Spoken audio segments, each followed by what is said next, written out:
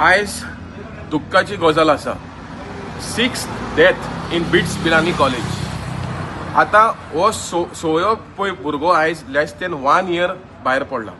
आता ही डिपार्टमेंट, ही एडमिनिस्ट्रेशन, हो गव्हर्मेंट इतलो इनसेन्सिटिव्ह कसो? I have categorically written to the collector, to the home minister and to the police to investigate the reason. आता सरकारान कलेक्टराक inquiry कर म्हणून सांगलेले. Where is that report reached? Why that report is still not released? Is there any some pressure?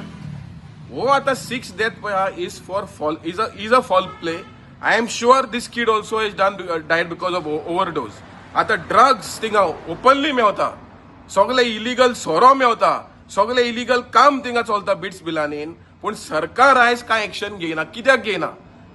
Even so मुनीस मोरोनी काय action घेवप न्हू. But do the home minister even have the right to continue as a home minister? Or the collector who is taking this inquiry खूंय आसा? Collector न्हिदोन आसा, police न्हिदोन आसा, collector न्हिदोन आसा. कित्याक एक्शन घेयना? So I am demanding from the home minister and from the CM to immediately take action.